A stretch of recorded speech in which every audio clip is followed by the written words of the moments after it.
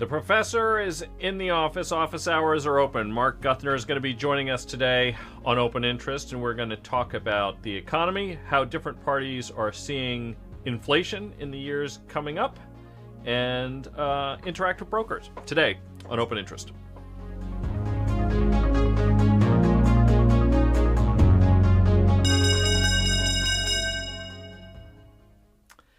Hello, everybody, and welcome. I'm Mike Coe. Welcome to Open Mic. But today it's really open office hours with Professor Mark Guthner from Rutgers, who is going to be joining us as we hope to do repeatedly on Fridays going forward. We talked a little bit about the economy when Mark joined us last week, and I think, well, we're not going to try to make it all macro all the time when we talk. I think it probably makes sense for us to, each time we get together, to at least sort of give some updates and some other resources that people can take a look at when they're trying to think about what the economic forecast might be. And some of the things that Mark has for us today are kind of interesting because it seems that there are diverging views on some key economic indicators. So Mark, welcome back. Great to have you here. Welcome back to you, and welcome to the dog in the background. Yeah, what dog is that? I'm hearing a dog someplace. On my that's. Oh, okay. I don't think that the other folks can hear that dog because it's not coming from my side. And you don't have one, I don't think, do you? No, I don't. No. But yeah, it's great to be here. So what do you have for us? Yeah, what do you have for us today? So you were taking a look at a couple different things, and I saw some of the slides, and maybe somebody can pull those up because I'd be very interested to walk through some of these things together. Yeah. So last week I talked about when you think about macro, just keep it simple and not do too much work in there. I kind of follow the Peter Lynch rule. So he famously said in a speech once that if you spent 15 minutes on macro and GDP, you spent 12 minutes too many. He was a famous stock picker, and he said, I don't care about the economy. It's going to go up and down. I just want to find good companies that are doing good business. And so here's another one that I found. A simple indicator. You can look it up. This is over this is done by the Federal Reserve. I think it's their Atlanta office. It's called GDP Now. So you can find it online. Just you Google search your GDP Now. And what their system does is they have a computer that scrapes the internet, tries to get a sense of how much economic activity is going on, and then they come up with a sort of GDP estimate in real time. So, and then of course they for comparative purposes, they compare it to the traditional economists. So the average economist thinks what's happening in that dark blue line. Some are more bullish, some are more bearish, and so you've got a range around that. And you can see that this other indicator that is being measured in real time sometimes is in that range, and sometimes it's out of that range. And so this is what I kind of do to take a look at what I think the economy is doing. You hit a couple of things like that. All I want to know is the economy okay or not? And of course, this one says the economy is okay, and it's this indicator showing that it's probably growing at about 3% in inflation-adjusted returns. So I just wanted to share that. So what we're looking at here is inflation. This is inflation adjusted. This is inflation adjusted, yeah. So this is real GDP. So 3% inflation adjusted. That's pretty good, isn't it? Yeah, it is. For us, yeah, it is. We're a mature economy, so we tend to grow more slow and steady. We don't get the super fast growth that you get in some of the developing economies, but yeah, 3% is good. It's going to make sure there's plenty of jobs being created, and things like that. So yeah, I think a good picture. It's just as a follow on to that. I mean, I just wanted to make a quick point because on one of the earlier live streams, I had mentioned that the World Bank forecast for economic growth, real economic growth in the United States, was very modest, and I actually commented that I thought that their estimates were too low. I think the World Bank's estimate for the U.S. was something like 1.6%, and that seemed very low to me, relative to what we've been seeing. And I was wondering whether that was influenced by possibly some kind of negative sentiment because too many of their folks might have been lingering in Europe lately or something like that. I actually wondered whether they were publishing numbers for Europe instead of the U.S. when I saw those numbers. But that is quite interesting. Yeah. So we grow in the U.S. faster than Europe. We have fewer regulations, which is a good thing, and we're likely to have fewer regulations, or at least the growth in regulations will slow down. But I'm hoping that we'll have a reduction in regulations, which will help get the government out of the way, and people can do what they want to do with respect to their business, economic activity, and things like that. Interestingly, the new president of Argentina, Milei, has a goal of eliminating 5 regulations a day, which he's been doing for the past year. And now Argentina is starting to look like the robust economy that it once was. Which is a good thing. And the country's government ran a surplus for the first time, I think he said, in 123 years, with his budget cuts and stuff like that. So That's good for them. incredible. I hope we get to do a little bit of that because their economy is now growing very robustly. So it's a nice model to look at, and we can hope that maybe we're going to follow some free market principles and unleash, economic activity. I see here that you have an inflation chart, but before we get to the inflation chart here, I was curious with respect to Argentina because they had a hyper-inflationary circumstance there.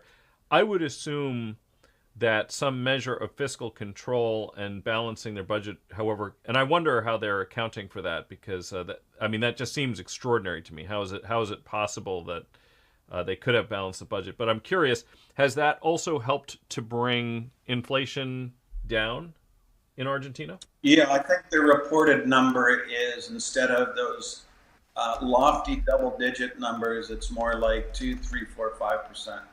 Something in that range. So it is working. I encourage people to read about Argentina because what they're doing there is exciting. It's going to be a great place, a great country. It's becoming safe once again, and economic opportunity for people. All good stuff. So this chart that we have, I think it's interesting. I stumbled across this chart. We have different views of inflation depending upon what political party you abide to. So I think this is very interesting because as much as we would like to think that there's lots of science, one of the things in economic numbers, one of the things that matters is economic expectations. If people expect inflation, then when they bid on projects, to build houses or a factory or whatever, they build a big inflation factor into their budgets.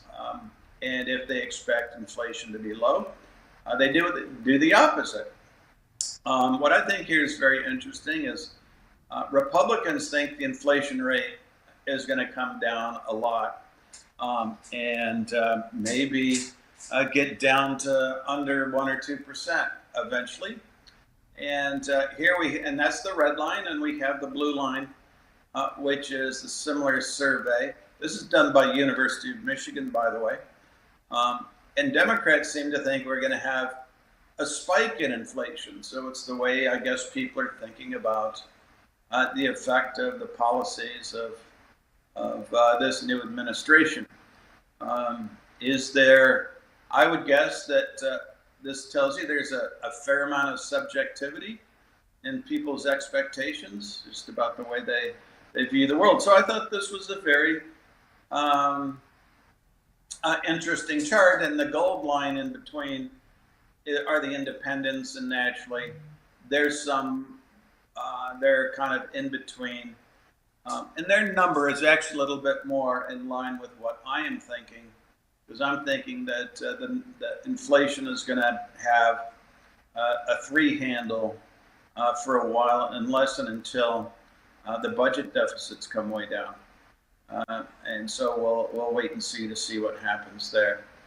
But I thought that was a very interesting chart that, yeah, we might all be influenced a little bit on our expectations based on the political party we come in, or what kind of preconceived notions we might have.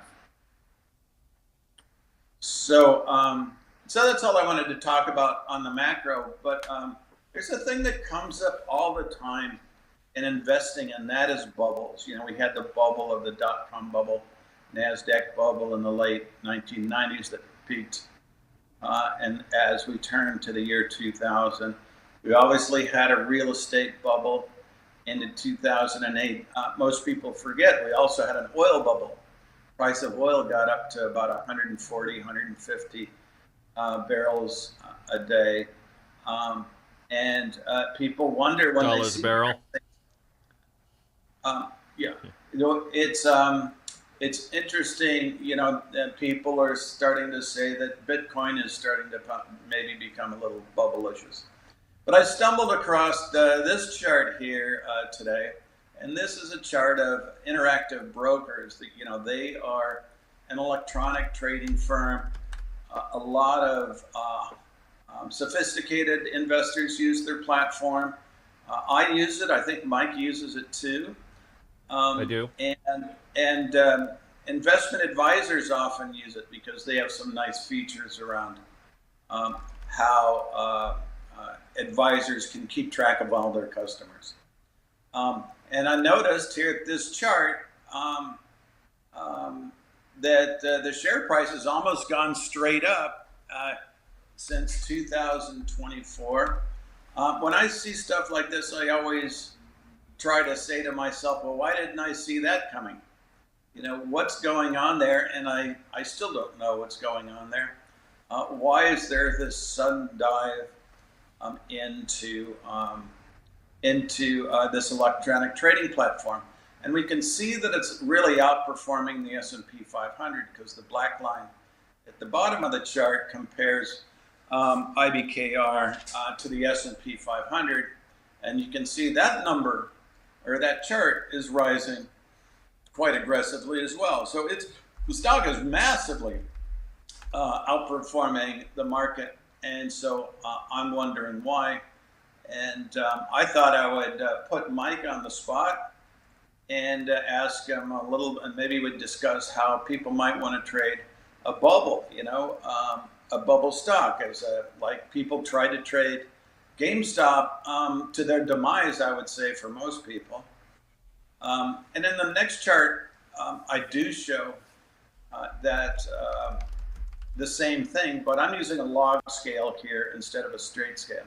So in a log scale, we're saying that we're right up to that upper trend line. So that's a reasonable place to think about a turn occurring. Maybe it bumps over. You know, one way to play this, if it trades up over the upper blue line and then breaks down below, that's a typical technical trading technique, where you look for the breakout, turns out to be a false breakout, and then you play the bust. So that could play out, but I just wondered how Mike thinks about these kind of things, and is there an option structure worth looking at? Do you just buy a put outright? Do you buy a put spread? Do you do some kind of ratio spread? So I thought we would ask Mike that question. So yeah, I mean it's it's interesting. When I look at obviously I do look at a price chart. It's a price chart is pretty much the first thing I think anybody looks at when you look at you're thinking about a stock. What do? You enter the ticker and you take a look at a price chart. And if you take a look at the price chart for interactive brokers, then obviously one of the things you're going to see is that obviously it's performed quite spectacularly lately. However, as soon as I do that, and actually it hit a new all-time high, I think, today. It's certainly a 52-week high. I believe it's an all-time high. Okay. But it's already up 20, pretty staggering. It's up 24.5% this year. It's up 140% over the course of the last 52 weeks. But I would like to draw everyone's attention to some other charts that we can think about other than price. So the price is this middle chart that we have right here. Okay, so that's what Mark was just showing us. And of course it's gone up quite a lot. But as you can see, several other things have gone up as well. And this top one here is revenues. I'm going to get rid of price for a second and just say that when I think about the price of anything, an asset, the price of a stock, real estate, you name it, I really think about it in terms of valuation. So, of course, technicals matter a lot in the short term, but if we take a look at revenues, so that's this chart now, what you're going to see is that over the course of the last 10 years, revenues have also appreciated by an astonishing amount. I mean, we're closing on $2.5 billion.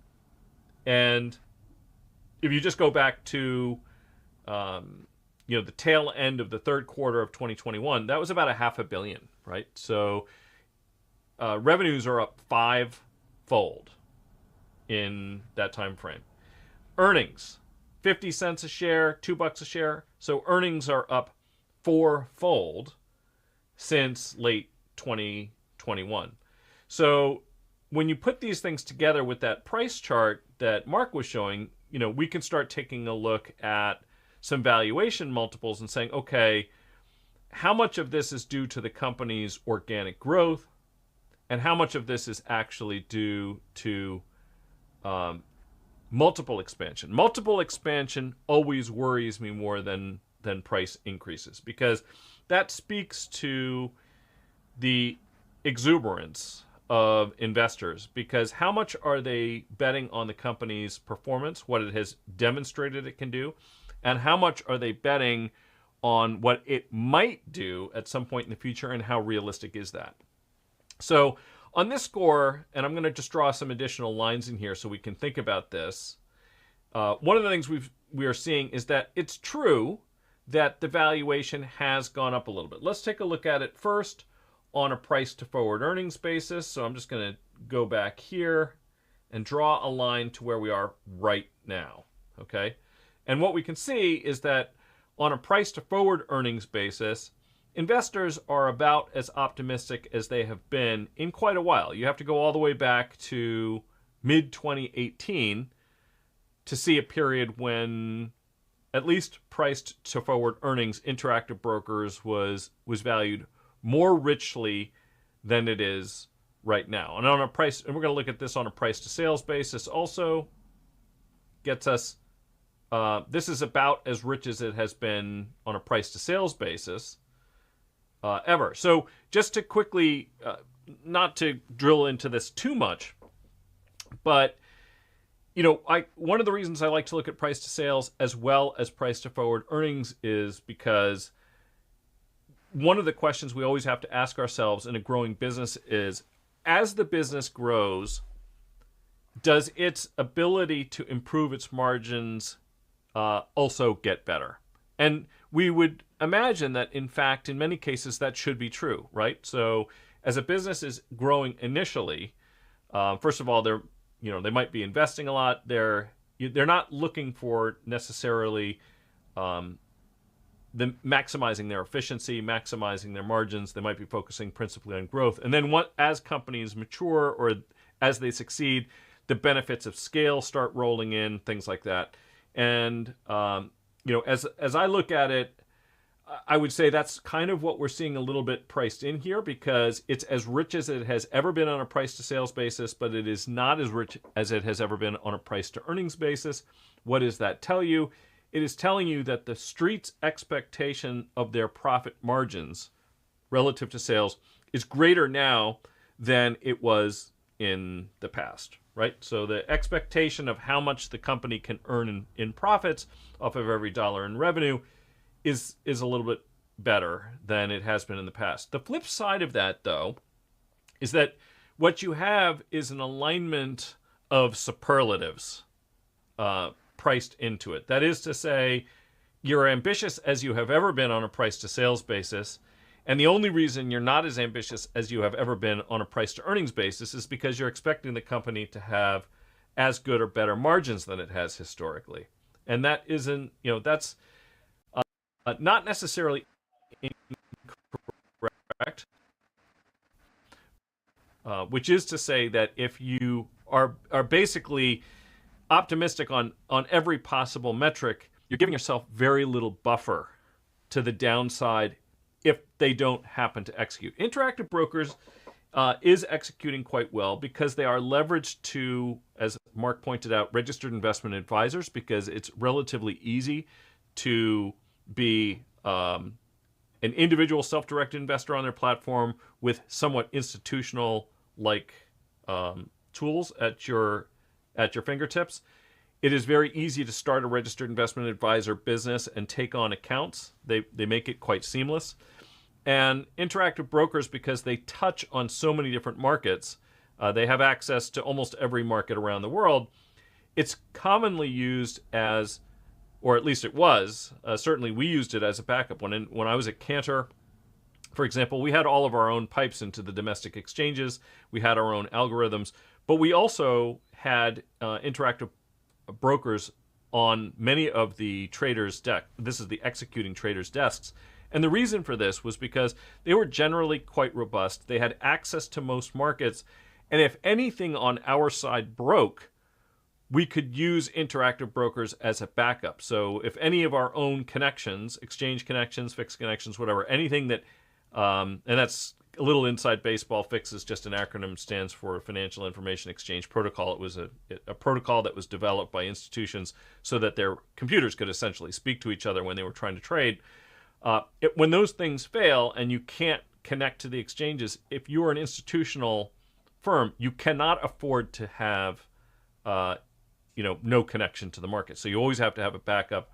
Interactive Brokers was our backup. So I do like their platform. The other thing is that they price things in a very sort of institutional scale. So much as if you were going to be a hedge fund and have access to sort of prime brokerage like funding rates, they were pretty good at that. I'm sure that a lot of other self-directed platforms are equally good, but because I've been using it for 20 years, I just continue to. So what might one do if you feel like this has gotten a bit stretched? Well, we can pull it up on Options Play and take a peek. Before we run into that, I'd like to say one thing, Mike, is this is not meant to be an advertisement for IBKR. This is just an example where this is, we said a lot of nice things about the company. As I said, not an advertisement. It's just an example. We're not getting paid to talk about them or anything like that. But one of the things that while you're pulling up something, is sort of like the reason why they're getting all of this. I'm wondering if this is the zero DTE effect. Are they getting tremendous amounts of trading business because of zero DTE options are becoming so popular? Is that what's driving their business, and would that have been the predictor I should have been paying attention to? That hey, here's a new product, seems to be well received, and it's maybe a lot more well received than I was thinking. I don't trade zero DTE options, but I trade weeklies. So, well, first of all, for the self-directed brokers, for anybody who is interested in this, it is true that one of the better sources of revenues for these platforms is what we internally refer to as PFOF. PFOF is an acronym, stands for Payment for Order Flow. I'm sure you all have heard of this. Basically, in very simple terms, market makers, that's your Susquehannas, your Citadels, Bluefin, where I used to work, places like that, they make their money buying on the bid, selling on the offer. I'm simplifying this grossly, but I think it is for illustrative purposes all that's necessary. So the market making community buys on the bid, sells on the offer. But the thing is, there are many market making firms, and they compete with one another. There are many exchanges, and they compete with one another. So what PFOF are essentially rebates or incentives that are provided by exchanges and market makers to brokerage firms to direct their order flow to them. And so basically, even as these self-directed brokerage platforms have reduced their commissions in some cases, so on Interactive Brokers platform, there's a couple different business models that you can adopt. You can either open an account and pay no commissions, in which case they get paid via PFOF, which is also essentially, I think, Fidelity now offers commission-free trading. I believe Thinkorswim, which got acquired by TD Ameritrade, which got acquired by Schwab, E-Trade. I don't know some of the other platforms. Tasty Trade, Tom Sosnoff's firm. He was the one that founded Thinkorswim originally as well. These firms, they get rebates when they direct order flow to a given market maker or exchange. And so that's the payment for order flow. And the way to think about this is that as volumes increase, and this chart that I have right here, this is the total U.S. options volume across all products. Single stocks, ETPs, which is ETFs, exchange-traded notes, things of that nature, index options, and so on. This does not include futures options, but this is everything, basically everything else. So this gives you a sense of the pool of revenues that firms like Interactive Brokers are pulling from. So if their market share is increasing, and if the total market is also increasing, then their revenues are similarly going to increase. And I think that's definitely an important driver. And one of the biggest growth areas, as Mark points out, are zero DTE options. And to give us, now this is a Friday, which makes it a little bit, for those of you who are playing along at home and saying, okay, well, how much do zero DTE options play into what's going on? Well, first of all, there aren't zero DTE options on every single stock, although they're talking about adding them in a lot more products. But we have them in index land, so SPX. We have them in some of the ETPs, so ETFs like SPY and Qs have them. So if we take a look at the most active options today, we can say, oh, well, these all expire today, January 24th. But it is a Friday, and everything has weeklies. So if we go back one day, which is what I'm going to do now, and say, okay, what was most active yesterday? And we can see that Friday's options, and let's see if I can just I'm going to put this in today in as a limiting factor. And we can see, and so actually somebody who just looked this up, in Q4, 0 days to expiration options in SPX, for what it's worth, comprised 51% of overall SPX index options volumes. And that represented a quarterly record. So the fact that they are listing more expirations and that investors are very interested in adopting them and trading them is certainly creating a tailwind for the self-directed brokers. Now, Interactive Brokers, to the best of my knowledge, does not try to steer their clients in one direction or another. I will say the following things, and actually this is something that Tom Sosnoff, who's the founder of Tasty Trade, was saying, and I was listening to him recently on an unrelated matter. But one of the things that came up was that he's generally a premium seller. He likes to sell options that expire in about a month and a half. he likes to buy them back when they've got about 3 weeks to go, because from his perspective, that's kind of the sweet spot of a combination of decay and collecting premium, because you're rolling down the volatility curve. And by the way, I'm just going to graph that really quickly so you know what I'm referring to. So there's two things that impact the value of an option over the course of time. The first is decay. That's theta, right? So theta is just the Greek sensitivity that describes how an option loses value from one day to the next. Vega is an option's sensitivity to changes in implied volatility. And the term structure is basically the level of implied volatility for every expiration going out in time. That's what this chart is right here. So what you're looking at is that the farther you go out in time, the higher the implied volatility. This is what many term structures will look like. This is what we call contango. If you're in the futures world, you will know that. If it's inverted, so near-dated vols are higher than the long-dated ones, that's called backwardation.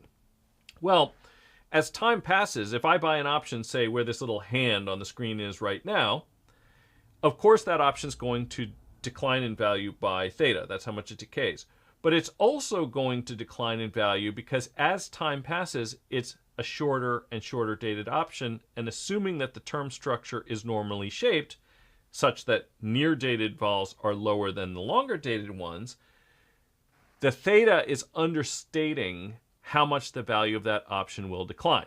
So just to describe, what Tom Sosnoff, I'm not, end-all, be-all. I have a lot of respect for him. He's obviously, he's been in the business a long time, has some intelligent contributions to make. But let's just say that you're looking at about a month and a half, so early March in this time frame.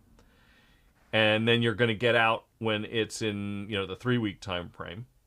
That's going to be in here. You can see that, if this was smooth, you're going to lose a little bit of value there.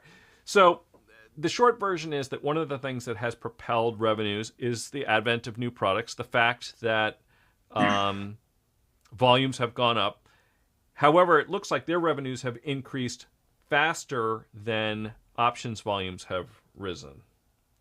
And what that suggests to me is that perhaps they're gaining more market share. Perhaps they are getting more in terms of PFOF per contract traded. I can't say exactly what all of those potential contributors might be, but their revenues are growing faster even than the growth of the options market overall. So zero DTE is 100% contributing, but it's probably not the only factor. So just taking a look, interestingly, options play does, it's defaulting to a bearish trade. So why don't we just take a look at the one that it came up with? You know what? I'm sorry. One other thing I need to do, and I know we have some questions. I want to get to some of those. But one of the things we should check, too, is when are they reporting earnings? So they report April 1st. If we wanted to capture that, and let's take also a quick peek. So the average move on earnings is about 3%, which isn't a whole lot. But we are about a month away. And the average move in the month leading up to earnings is about 6.7%. So, let's just round it up and call it 7 because it's actually a little bit more than a month away. Stock's about $220 in round numbers. That's a $15-ish move. So, it's kind of interesting actually what options play defaulted to here. This is March, but and it's because they don't have an April option. If you wanted to essentially try to capture some of that pre-earnings move, and there's nothing wrong with that, something like this 220, 195 put spread right here might be an interesting way to play it. So, yes, it costs about $7 and change, but this is it is $1 in the money. So you can think about this as like $6 over 200. So you're basically risking $3 to potentially make 2.5 times that amount. Right? So if you're Yeah. inclined to make a bearish bet, this is a potential way that you could think about playing that one.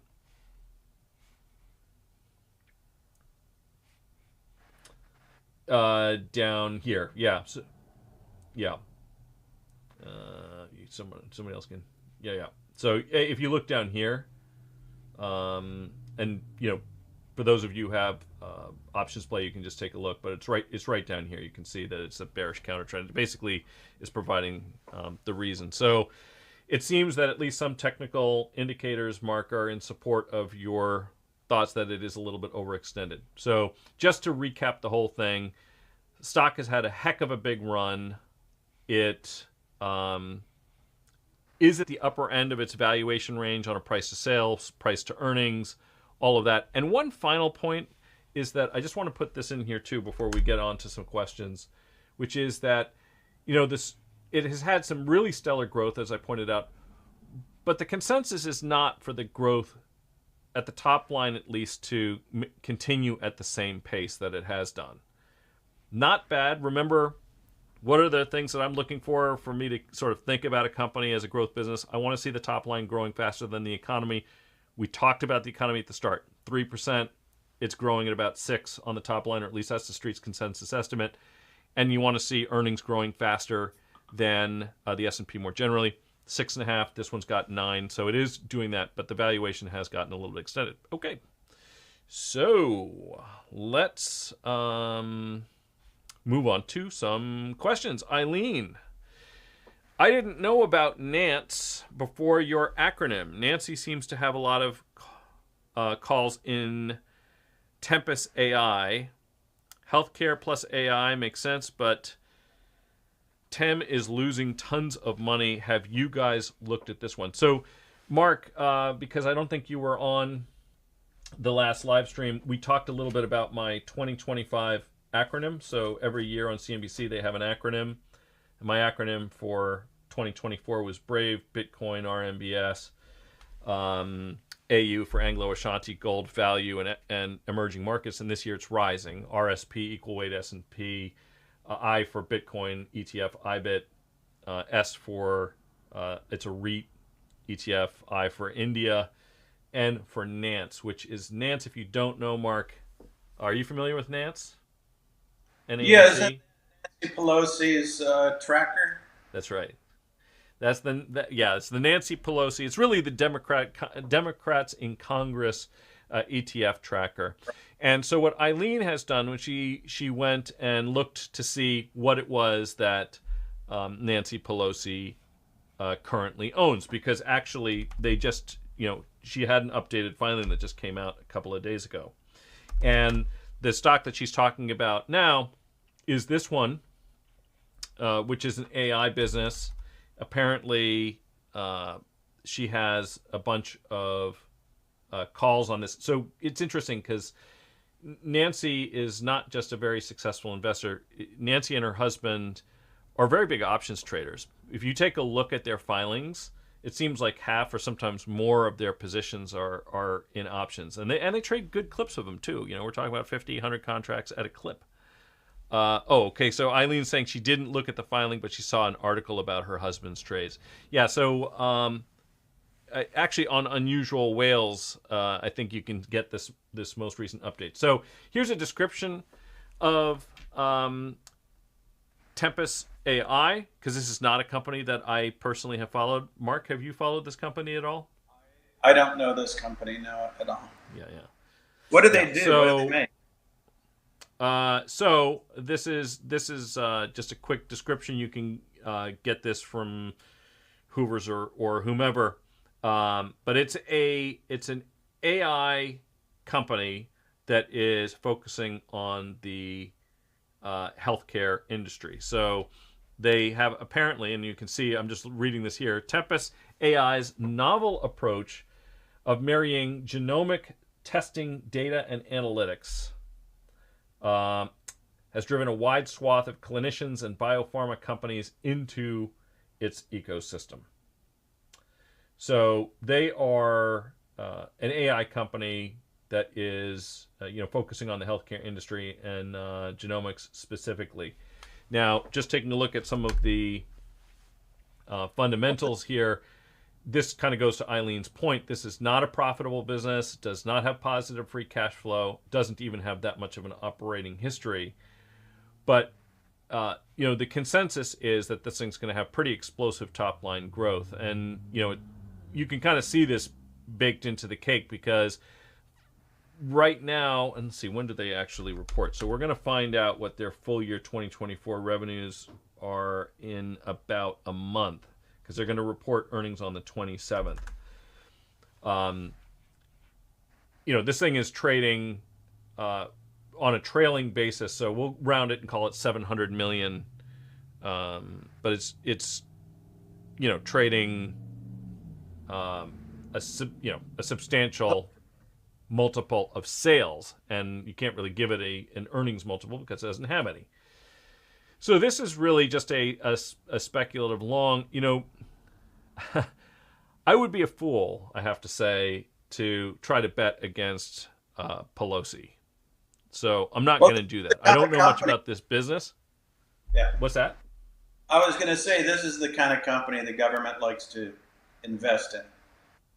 Give grants to and things like that. And so that's probably what's coming down the line.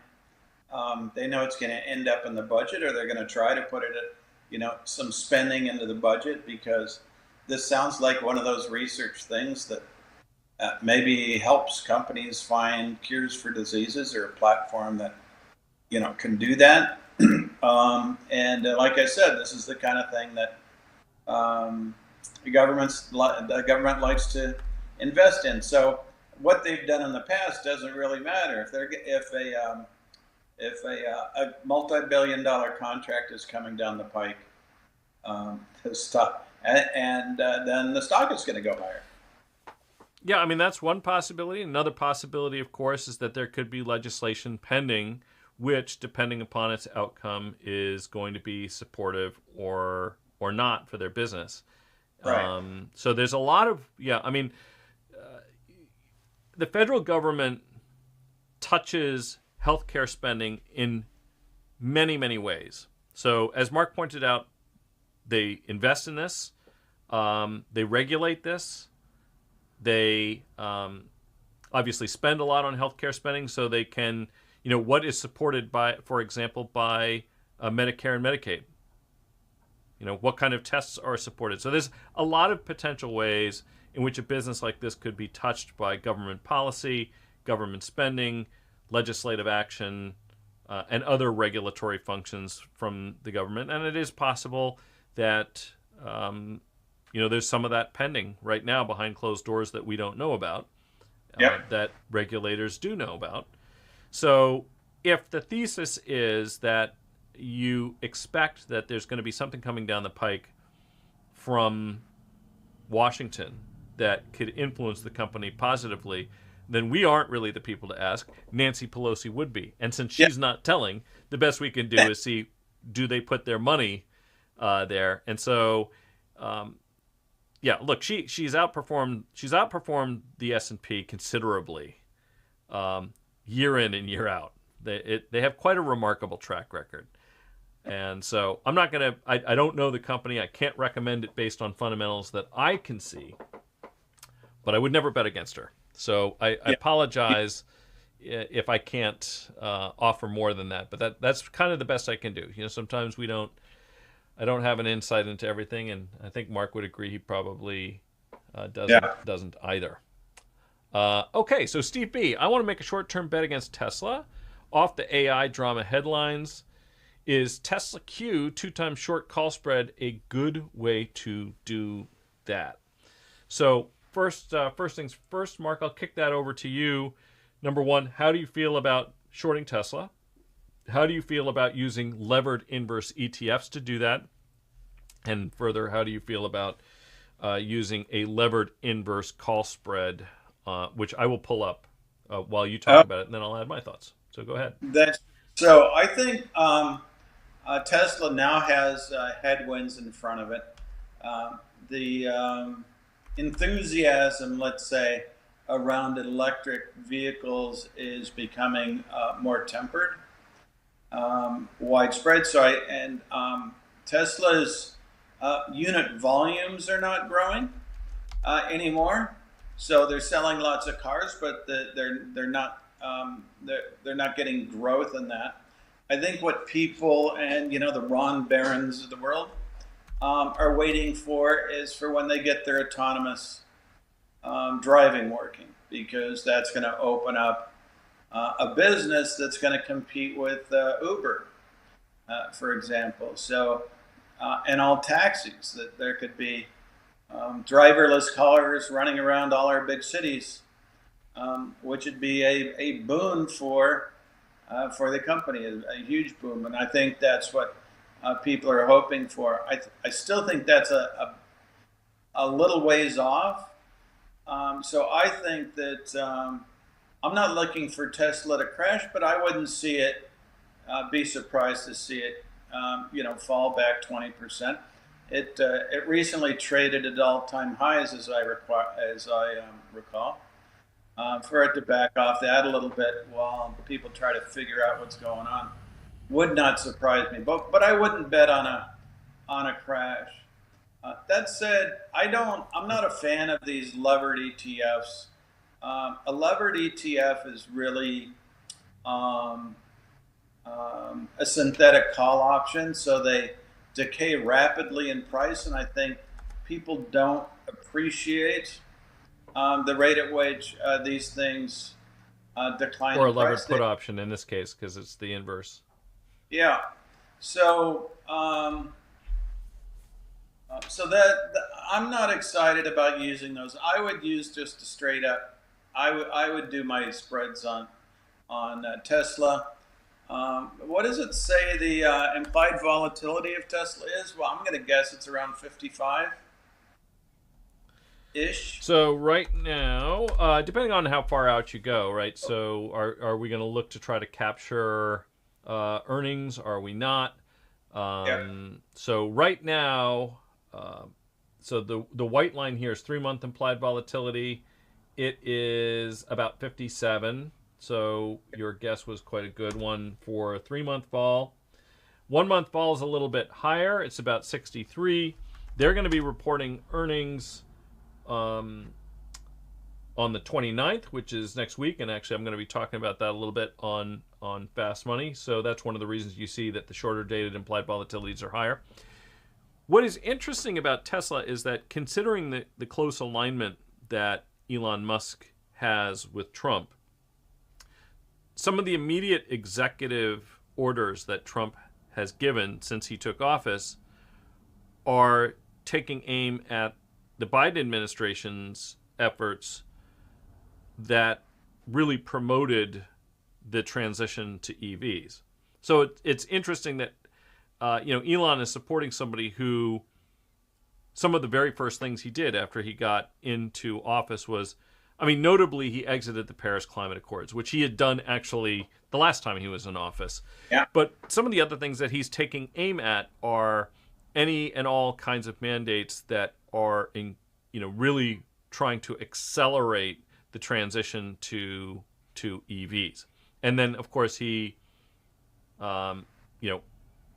reiterated that drill baby drill business and trying to increase domestic fossil fuel production, which I think it's interesting, of course, because we don't influence the climate exclusively. Whatever we choose to do, we should be a little bit more concerned about what China is doing on the coal front than what we are doing producing oil and gas. Be that as it may, it is true that if you try to reverse some of the incentives to transition to EVs, that can't be viewed as a positive for Tesla in the near term. Right. So, and as to reinforce this point, consider that obviously, Biden administration, they were trying to get a couple things across the finish line before he left office. And what got a lot of attention were things like pardoning his family. But just before that, and arguably, if we're not going to sit there and focus on what happens to his brother, which is, to me is, at this point, it's kind of water under the bridge, if you will. I'm not really interested in that. What does interest me is that one of the last things he did was finalize a federal loan to Rivian, which is one of Tesla's most well-known competitors. So, there are meaningful steps that the prior administration was doing and that it tried to continue to push to advance an agenda of transitioning to EVs, which Trump is seeking to undo. So for those of you who are sort of thinking, I kind of want to lean against Tesla because I'm expecting that over the course of the next 6 months, some of the new administration's policies are likely to weigh a little bit more heavily on EV sales, something I would agree with, and also that its valuation is quite rich, something I would also agree with. I mean, it is absolutely priced for the future. It's quite extraordinary when you take a look at it. So its price to forward earnings right now is nothing like any other car company, except for Rivian, which isn't profitable, I guess. But if we take a look at this, you can see that this thing is trading at triple-digit multiples to earnings, which is just mind-numbing. It is bigger than all, the next 3 biggest automakers combined by a lot. It's not even close. If you put Toyota and GM and Ford, they are but rounding errors by comparison to Tesla's valuation. Now, I do agree that they have more data, they have better technology. I would say they have better EVs, and certainly they are the only domestic manufacturer who can produce them profitably. So I think that's a positive. But if you're interested in taking a bearish bet, then I think probably the better way to do it would be just to go out into Tesla directly, limit your risk, because I will just say that my historical experience is that betting against Elon Musk and betting against Tesla is a mistake. That's not to say that the stock doesn't have big drawdowns. It does, right?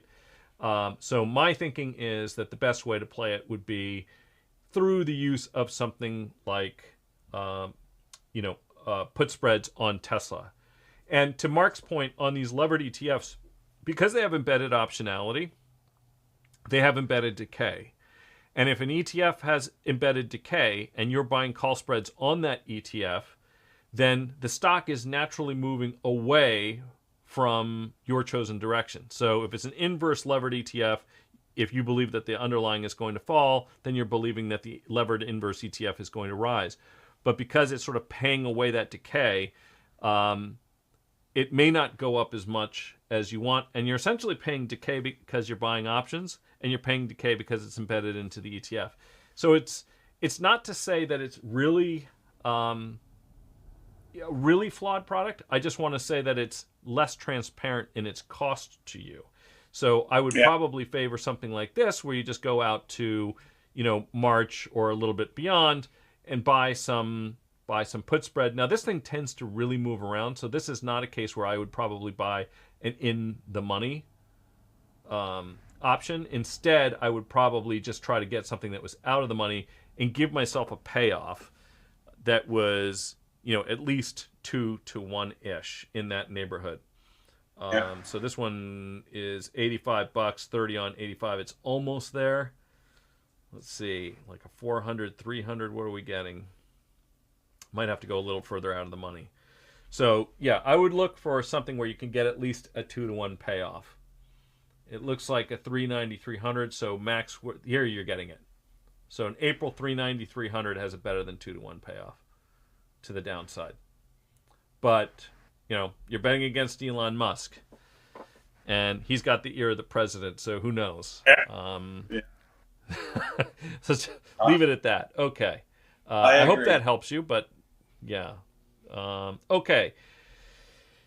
Jay Bao says, "Hi, Mike. News about DeepSeek AI models' performance and cost efficiency are all over the headlines. How bad could this hurt NVIDIA shares?" Well, let's just take a look at what NVIDIA is actually doing and see what the technicals have to say This, in the short term is going to be a fairly technical trade. So just taking a look at the best indicators, and we can see actually that of the best performing technical indicators in NVIDIA right now, it does seem like more of them are ticking off bearish at the moment. So that's kind of interesting. I will say the following, which is that, and actually I've made this point before, and I'm sure Mark has probably made it before too, which is that we have a tendency when new economic paradigms come in the frame to imagine that one company is poised to rule the world. We saw this in the tech bubble. Names like Intel and Cisco, there seemed to be no price that one could pay that was too high, because the consensus appeared to be that everything in the future was going to depend on these two companies. And therefore, any multiple to pay for them was justifiable because they were going to rule the world. And everybody loves a winner. As I pointed out before, there's no incentive greater for competition than a growing business with immense margins. And NVIDIA is in that space. So there is no company with a larger target on its back than NVIDIA. This is a company that has gross margins of higher than 70%. It is a company that has net income margins exceeding 50%. These are, if you went to the earliest days of the industrial age and you think about the railroads and Ford Motor Company and the kinds of margins and growth rates that NVIDIA has enjoyed recently are almost without precedent. And for the bulls in NVIDIA, that's been used as a justification to pay almost anything for it. But for somebody who's going to be a skeptical investor, you have to say, well, wait a minute. Surely everything that's going on in NVIDIA is not just about Jensen. It's not one guy's ideas about how you develop GPUs and other chips that are going to be used in artificial intelligence. And because of this, inevitably, if you take a look at the progression of technology in Silicon Valley and everywhere else, frankly, what ends up happening is that smart minds get together and say, hey, we have a slightly different take on this, or we want to compete with this. And that competition, at the very least, they could say, we're going to do the same thing, we're just going to charge less. Because what's wrong with a 50% gross margin and a 30% net income margin? We could if we can just build what NVIDIA has or what they're developing and sell it for 25% less, we're still going to become immensely wealthy. And that's one of the benefits of a free market and capitalism and innovation.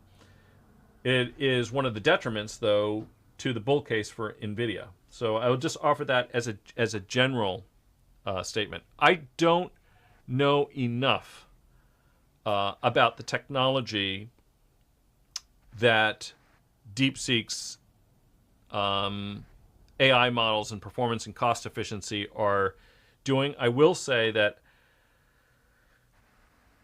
I think some of the potential benefits of AI have been a little bit overstated in a couple cases, at least so far. And I haven't really seen any one business that has definitively said, this is going to be how we're going to measure our performance in this area. What performance metrics are we going to assign to our AI investment, and then revealed that to investors? And I think we're going to start seeing that increasingly. Right now, it's a mad dash. Nobody wants to be left behind, so no price is too high, no investment too great. I think that's not going to happen. I believe that this industry, like every other one, will mature and the margins will decline and there will be additional competition. That said, I'm going to leave you with one final thought as far as NVIDIA is concerned, and that is that one thing I kept hearing about NVIDIA, a criticism that I think is probably fairly leveled at Tesla, which we were just talking about, was that it was just too rich. I would hear that by even some of my colleagues on CNBC. And this I had a hard time understanding, because if they're able to achieve anything close to the forecast for full year earnings, it's not immensely rich, right? So we're trading at 123 bucks, 143 bucks a share ish, with forecast EPS next year of 444 a share. That's 32 times forward earnings next 12 months, and growing at 50%. PEG ratio of less than 1. So the reason it's trading at a PEG of whatever that works out to, call it 0.8, is simply because I think there are other investors who believe that they will not grow to the moon. That is to say, what do you think, Mark? I mean, you think that they will, within the next 5 years, do you think we're going to see competition? Do you think their margins are going to come down? Do you think the pace of AI growth investment will slow? Any one or all of those? I think AMD is going to have a competing product. Apple's going to have a competing product. They're feverishly working to create some special version of their M chips to compete in that space. Broadcom might come out with something. God save Intel. I would hope that they would have a competing product. And so, I think there's a lot of people that have competing product. The other thing that I often look at is, what does it take when this company becomes a mature company? If this was a mature company, they would need to be making about 10% return on market equity, which would be over $300 billion. They're a long ways from that. The market is giving them a lot of credit that they're going to grow very fast for a lot of years. I don't know how big this industry gets. It will get to the point, just like Apple has gotten to the point where it's not going to grow anymore. Its product, its sales are going to depend upon, buying the latest model. And I think that's what's going to happen at some point pretty soon, I think, 2 or 3, 4 years, that the growth at NVIDIA will come to a screeching halt. But their sales will still be elevated because you've got to build new servers every 5 to 7 years to put into the data centers to stay competitive and relevant. So I think the company is rich, but that doesn't mean it's necessarily a sell. It's just I would not bet on it to go higher. And then I start to think about with a company like this, since it has an elevated vol, maybe there's opportunities for an iron condor or a structure like that where you're selling volatility that maybe starts to make sense here. Let's actually talk about it. It's interesting because I was just thinking about that myself. And interestingly, so FinWest, who I believe was he watches a lot of these, and he's joined us today, and I believe he was a former options trader, a professional trader of some type, but he mentioned that he traded Interactive Brokers for their earnings. He was selling puts. He trades 0 DTE on SPY and triple Qs every single day, and he uses the Interactive Brokers platform. So he was contributing meaningfully to his own trade, which is to say, and that's a very, you mentioned Peter Lynch at the beginning of this live stream. That's a very Peter Lynchy type of way to invest, right? A product that a business that you understand, and a platform that you support. You are bullish, and then using an options trade that is consistent with that, and using it on their very platform, right? That's like strapping on your Nikes to run to the Nike store. Yeah. or on holdings nowadays. Okay, so let's take a look at, that's a really interesting point on NVIDIA. And since I mentioned Tom Sosnoff at the beginning of this also, and I haven't spoken to Tom, and I think the last time I spoke to Tom, he and I had dinner in Las Vegas. I mean, it's more than a decade ago. I don't know that I may have bumped into him at a conference since then. But let's just take a look at an iron condor. For those of you who don't know what an iron condor is, and by the way, people describe buying and selling iron condors differently. I will tell you this. As an options trader, we always referred to buying trades when you had an outlay of premium and selling them when you collected premium.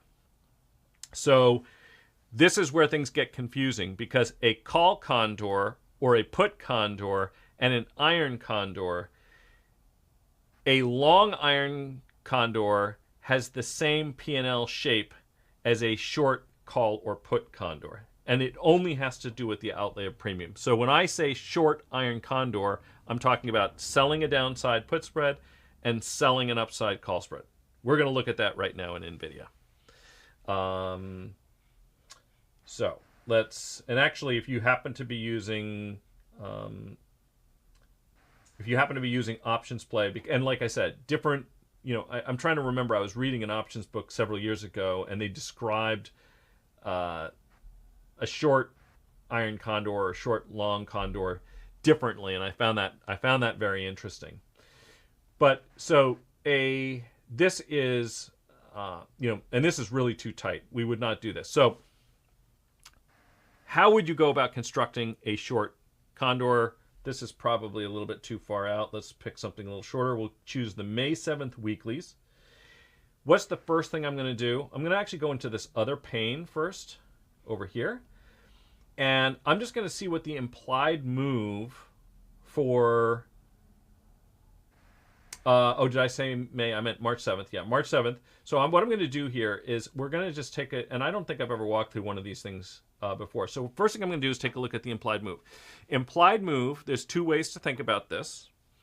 The first way is, and a simple back of the napkin way to calculate what the implied move is, just take a look at the straddle, right? So add the call, add the put the two together, that's approximately the implied move. A slightly mathier way to think about it is that the implied move is statistically what we refer to as the mean absolute deviation. And the mean absolute deviation for something that's moving around is the standard deviation, which is what volatility is, just an annualized number. It's the standard deviation times the square root of 2 over pi. Sounds a little bit mathy, but that number is just under 0.8. So if you know what the volatility is through some point in time, it's just that standard deviation times 0.8 is the implied move. Or if you have the options prices handy, it's the straddle. So the straddle in this case is 19 bucks. So going back to our condor, what we're going to do is we're going to take that as our guideline. The stock is trading about 142. So we're going to go down and choose a short put that is, call it 18, 19 bucks away from the current stock price. So we're going to be down in the 120s now, something like that. So it'll be like 125. We could sell that one and maybe buy the 120 puts as a downside hedge. And then we'll move up a like amount on the call side. So again, it doesn't have to be up. This is a little bit easier, so we can just go up to, say, call 160. And then we would buy. If I wanted to make this symmetrical, then I'm going to similarly buy maybe the 165 calls. Okay? And you get a trade that looks like this. So basically, you are collecting premium between these break-evens. And those break-evens are down at $123 to the downside and $162-ish to the upside, right now with the stock at 142. And because we're, I think this is probably a fine trade if you're thinking about getting short vol in a name like NVIDIA. Other ways to do that are with things like calendar spreads, bearing in mind that if you trade calendar spreads, you don't want to do that when the term structure is in steep contango, because if it is, you are going to be facing what I was talking about earlier. Those longer dated options that you're going to own are going to come sloping down. Now, in this case, that's not actually happening. And why isn't it? Because we have a catalyst right here. And that catalyst is almost certainly earnings, so we can see, just verify that. So end of February, you're going to have earnings. And so that's going to keep those volatilities elevated. But as soon as that catalyst comes and goes, you'll get that vol crush effect. So just be aware of that. But on the short condor side, you know, if you sold that March 7th weekly iron condor, it's not going to ride down that term structure so much, but you might not want to be short those options through earnings. So you could take it off with, call it 20 days to go or so. You're not going to collect all the money that you possibly could. That's not all the money this thing could possibly make.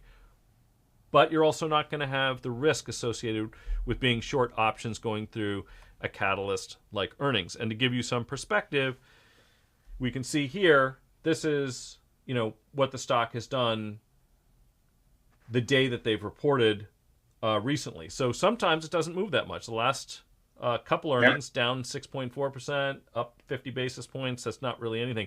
But take a look. Within the last 8 quarters, we had one where it was up 24%, another where it was up 16.5%. So you don't want to be short one of these structures going through earnings, because essentially you get into this asymmetric risk-reward payoff. But I think that's a fine strategy. And so I think that's a good place for us to wrap this up, because we've been keeping you guys going now for about an hour. So we've got a couple trade ideas there on Interactive Brokers and on NVIDIA, on Tesla. I apologize. I don't really know this Tempus AI company at all, to be honest. I really hadn't taken a look at it before now. And I would not bet against Nancy Pelosi, because she knows things I don't know, can't know. Right. So when you buy the Nance ETF or you do a tag along trade, you're simply betting on the idea that she has information that we don't, that the rest of us plebes just don't know, and we're relying on that. And so if that's your thesis, then go with it. With that, Mark, thank you so much for joining us today. I hope you guys tune in next Friday around the same time when we'll be doing this once again. And hopefully I wanted to add one other thing. Within the next couple of sessions, and I want Mark to be on this one too, we're going to talk about correlation and dispersion, and we're going to have Garrett from Options Metrics on. He has some research that he's done on this topic, which might be kind of interesting. So, and I wanted to get Mark's input on this, because Mark has done a lot of quantitative analysis in the option space, and I used to trade dispersion. It's one of my first jobs in this industry. So look forward to that. Like, subscribe, hit the notification bell, and that way you'll know when that stream takes place. Thanks for watching.